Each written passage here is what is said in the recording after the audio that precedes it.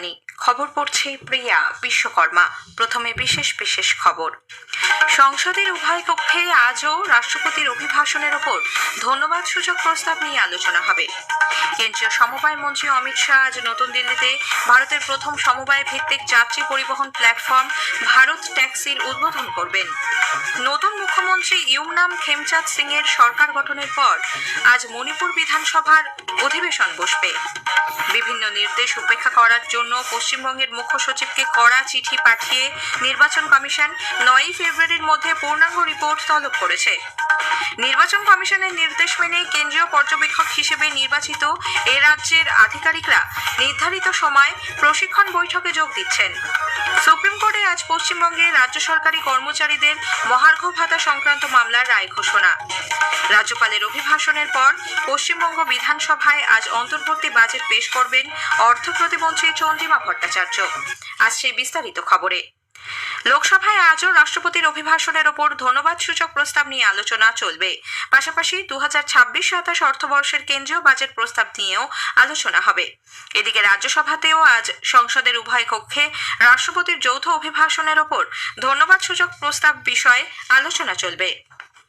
কেন্দ্রীয় স্বরাষ্ট্র ও সমবায় মন্ত্রী অমিত শাহ আজ নতুন দিল্লিতে ভারতের প্রথম সমবায় ভিত্তিক যাত্রী পরিবহন প্ল্যাটফর্ম ভারত ট্যাক্সির উদ্বোধন করবেন।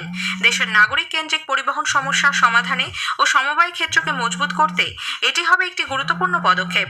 সমবায় মন্ত্রক জানিয়েছে, এই প্ল্যাটফর্মটিতে গাড়ির চালকদের হাতেই মালিকানা থাকবে এবং মূল্য নির্ধারণ ও পরিচালনার ভার সম্পূর্ণরূপে চালক বা সারথীদের ওপর বর্তাবে। পাশাপাশি এটির মূল্য নির্ধারণ পদ্ধতিতে কোনো অতিরিক্ত শুল্ক আরোপ করা হবে না, থাকবে না কোনো কমিশন। ফলে অন্যান্য প্রচলিত অ্যাগ্রিগেটর ভিত্তিক প্ল্যাটফর্মগুলির থেকে এটি আলাদা হবে। কেন্দ্রীয় স্বরাষ্ট্রমন্ত্রী অমিত শাহ আজ জম্মু কাশ্মীর সফর করবেন। 3 দিনের এই সফরে তিনি নিরাপত্তা পরিস্থিতি পর্যালোচনার পাশাপাশি বিভিন্ন উন্নয়নমূলক প্রকল্পের উদ্বোধন করবেন। রাজনৈতিক নেতাদের সঙ্গেও কথা বলবেন তিনি। আগামীকাল সকালে তিনি কাঠুয়া জেলার হীরানগরে আন্তর্জাতিক সীমান্ত পরিদর্শন করবেন। জম্মু কাশ্মীরের কিস্তোয়ার জেলায় নিরাপত্তা বাহিনীর সঙ্গে সংঘর্ষে এক জঙ্গি নিহত হয়েছে। হোয়াইট নাইট কোর সামাজিক মাধ্যমে এক পোস্টে জানিয়েছে, অপারেশন ট্র্যাশি আই এর আওতায় জঙ্গিদের সন্ধানে তল্লাশি চলছে। ছাত্র অঞ্চলের দিচার এলাকায় নিরাপত্তা বাহিনীর যৌথ দল অভিযান চালাচ্ছে। ওই এলাকায় জঙ্গি উপস্থিতির গোপন খবরের ভিত্তিতে তল্লাশি শুরু হলে দুপক্ষের গুলির লড়াই শুরু হয়। মারা পড়ে এক জঙ্গি। মণিপুরে আজ বিকেলে দ্বাদশ বিধানসভার 7ম অধিবেশন বসবে। মুখ্যমন্ত্রী ইউমনাম সিং শপথ গ্রহণের পর গত সন্ধ্যায় ক্যাবিনেট হলে প্রথম মন্ত্রিসভার বৈঠকে সভাপতিত্ব করেন তিনি।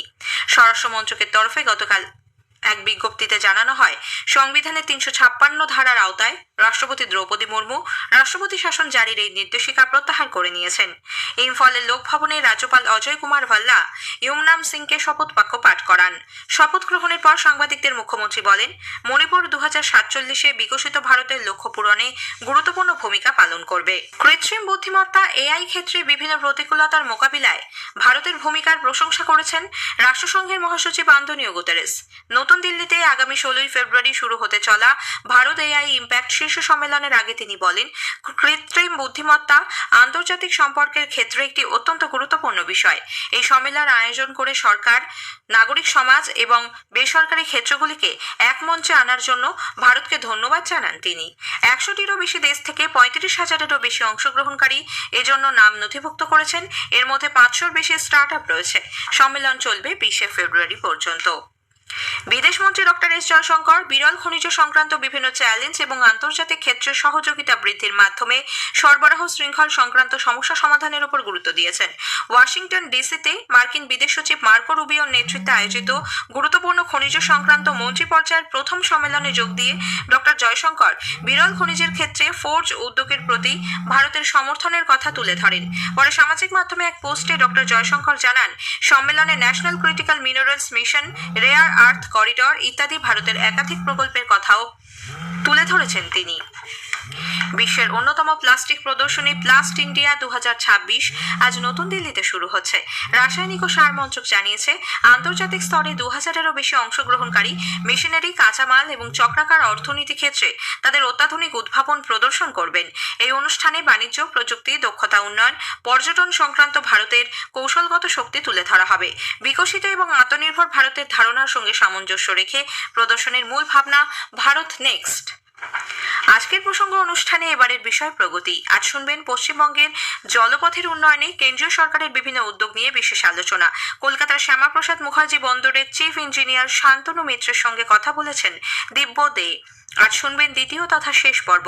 আকাশবাণী সংবাদ বিভাগ প্রযোজিত অনুষ্ঠানটি শোনা যাবে আজ রাত 8টায় গীতাঞ্জলি ডিটিএইচ বাংলা এবং আকাশবাণী সংবাদ কলকাতা সোশ্যাল মিডিয়া প্ল্যাটফর্মে। খবর শুনছেন আকাশবাণী থেকে। নির্বাচন কমিশন একাধিক নির্দেশ অমান্য করার অভিযোগে পশ্চিমবঙ্গের মুখ্য সচিবকে কড়া ভাষায় চিঠি দিয়েছে। 5টি বিষয়ের উল্লেখ করে কমিশন জানিয়েছে, বারংবার নির্দেশ সত্ত্বেও এক্ষেত্রে রাজ্য সরকারের তরফে এখনো প্রয়োজনীয় পদক্ষেপ করা হয়নি। 9 ফেব্রুয়ারি দুপুর 3টের মধ্যে এইসব বিষয়ের পূর্ণাঙ্গ কমপ্লায়েন্স রিপোর্ট পাঠাতে বলা হয়েছে। চিঠিতে কমিশন যে বিষয়গুলি বিশেষভাবে উল্লেখ করেছে তার মধ্যে প্রথমেই রয়েছে 2 জন ইআরও, 2 এইআরও এবং এক ডেটা এন্ট্রি অপারেটরের বিরুদ্ধে এফআইআর দায়ের না হওয়ার প্রসঙ্গ।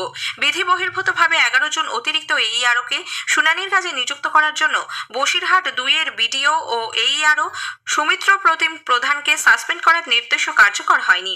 3 ইলেকটোরাল রোল অবজারভারের বদলির নির্দেশ বাতিল করে রিপোর্ট পাঠাতে বলা হয়েছিল, তাও মানা হয়নি বলে কমিশন উল্লেখ করেছে। এসডিও, এসডিএম স্তরের আধিকারিকদের নির্বাচন কমিশন নির্ধারিত মানদণ্ড অনুযায়ী ইআরও এবং রিটার্নিং অফিসার হিসেবে নিয়োগ করার বিষয়েও রাজ্য এখনো পদক্ষেপ করেনি বলে জানানো হয়েছে। কেন্দ্রীয় পর্যবেক্ষক হিসেবে পশ্চিমবঙ্গের 25 জন বরিষ্ঠ আধিকারিকের নিয়োগ সংক্রান্ত নির্দেশ পুনর্বিবেচনার জন্য রাজ্য সরকারের আবেদন এবং তার সঙ্গে বিকল্প নামের তালিকা খারিজ করে দিয়েছে নির্বাচন কমিশন। পূর্ব নির্ধারিত সূচি মেনে নির্বাচন কমিশনের বেছে নেওয়া আধিকারিকদেরই প্রশিক্ষণে যোগ দিতে বলা হয়েছে। উল্লেখ করা যেতে পারে, একাধিকবার রাজ্য সরকারের কাছে আধিকারিকদের নামের তালিকা চাওয়া হলেও নির্দিষ্ট সময়ের মধ্যে সেই তালিকা না পাওয়ায় কমিশন স্বতঃপ্রণোদিতভাবে ওই তালিকা তৈরি করে। কমিশন জানিয়েছে, নতুন দিল্লিতে আজ এবং আগামীকাল কেন্দ্রীয় পর্যবেক্ষকদের জন্য নির্ধারিত ব্যাচ ভিত্তিক ব্রিফিং বৈঠক হবে। নবান্ন সূত্রে খবর, কমিশনের নির্দেশ মেনে নির্ধারিত সময়ে রাজ্যের আধিকারিকরা ব্রিফিং বৈঠকে যোগ দেবেন। তবে শারীরিক অসুস্থতার কারণে এক আইপিএস আধিকারিককে এই দায়িত্ব থেকে অব্যাহতি দেওয়া হয়েছে। সুপ্রিম কোর্টে আজ পশ্চিমবঙ্গে রাজ্য সরকারি কর্মচারীদের মহার্ঘ ভাতা বা ডিএ সংক্রান্ত মামলার রায় ঘোষণা। সকাল 10:30টায় বিচারপতি সঞ্জয় করল ও বিচারপতি প্রশান্ত কুমার মিশ্রার বেঞ্চ রায় ঘোষণা করবেন। গত বছর পুজোর ছুটির আগে 8ই সেপ্টেম্বর এই মামলার শুনানি শেষে রায়দান স্থগিত রেখেছিলেন 2 বিচারপতির বেঞ্চ। রাজ্যের সরকারি কর্মচারীদেরও কেন্দ্রীয় হারে ডিএ দেওয়ার দাবিতে দায়ের এই মামলা state administrative tribunal Kolkata high court হয়ে পৌঁছয় সুপ্রিম কোর্টে। সর্বোচ্চ আদালত গত বছর 16ই মে 4 সপ্তাহের মধ্যে রাজ্যকে বকেয়া ডিএর 25% মিটিয়ে দেওয়ার নির্দেশ দেয়, কিন্তু আর্থিক সংকটের কারণ দেখিয়ে আরো 6 মাস অতিরিক্ত সময় চেয়ে শীর্ষ আদালতে আবেদন জানায় রাজ্য। পশ্চিমবঙ্গ বিধানসভায় আজ অন্তর্বর্তী বাজেট প্রস্তাব পেশ করবেন অর্থ প্রতিমন্ত্রী চন্দ্রিমা ভট্টাচার্য। একদিনের বিরতির পর আজ ফের অধিবেশন বসবে। শুরুতেই রাজ্যপাল ডক্টর সিভি আনন্দ বোস বিধানসভায় বক্তব্য রাখবেন। পরে মুখ্যমন্ত্রীর ঘরে আয়োজিত হবে মন্ত্রিসভার বিশেষ বৈঠক। মন্ত্রিসভা বাজেট প্রস্তাবে অনুমোদন দেওয়ার পর বিধানসভায় তা পেশ করবেন অর্থ প্রতিমন্ত্রী। রাষ্ট্রপতি দ্রৌপদী মুর্মু তার ওড়িশা সফরের 5ম দিনে আজ শিমলিপাল টাইগার রিজার্ভে যাবেন। তিনি আজ ভোরে রায়রাংপুরে শ্রী জগন্নাথ মন্দিরে পুজো দেন। এরপর শ্রীমতী মুর্মু তার নিজের গ্রাম পাহাড়পুরে এসএলএস মেমোরিয়াল স্কুলের ছাত্রছাত্রীদের সঙ্গে সাক্ষাৎ করেন। বাংলাদেশের মাদারীপুরে নির্বাচনী প্রচারে বিএনপির প্রার্থীর হয়ে প্রচার করেছেন বিরোধী দল আওয়ামী লীগের নেতারা। এর আগেই আওয়ামী লীগকে নির্বাচনী প্রচারে অংশ নেওয়া থেকে নিষিদ্ধ ঘোষণা করা হয়েছে।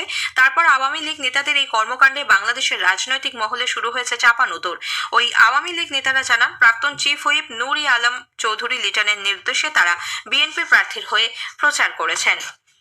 মার্কিন যুক্তরাষ্ট্রে 2024 সালের নির্বাচনের কয়েক সপ্তাহ আগে ট্রাম্প ইন্টারন্যাশনাল গলফ ক্লাবে ডোনাল্ড ট্রাম্পকে হত্যার চেষ্টার ঘটনায় দোষী সাব্যস্ত রায়ান রাহুতকে যাবজ্জীবন কারাদণ্ড দেওয়া হয়েছে। আদালতের রায়দানের পর নিজেকে ছুরি দিয়ে আঘাত করার চেষ্টা করলে মার্শালরা তাকে আটকে দেন। মহিলাদের প্রিমিয়ার লিগ ক্রিকেটের ফাইনালে আজ রয়্যাল চ্যালেঞ্জার্স বেঙ্গালুরু মুখোমুখি হবে দিল্লি ক্যাপিটালস। ভদোদরার বিসিএস স্টেডিয়ামে খেলা শুরু হবে সন্ধ্যে 7:30টায়। শেষ করার আগে খবরের বিশেষ কিছু অংশ আরও একবার। সংসদের উভয় কক্ষে আজও রাষ্ট্রপতির অভিভাষণের ওপর ধন্যবাদসূচক প্রস্তাব নিয়ে আলোচনা হবে। সুপ্রিম কোর্টে আজ পশ্চিমবঙ্গের রাজ্য সরকারি কর্মচারীদের মহার্ঘ ভাতা সংক্রান্ত মামলার রায় ঘোষণা। খবর শেষ হলো, এরপর স্থানীয় সংবাদ 10টা বেজে 10 মিনিটে।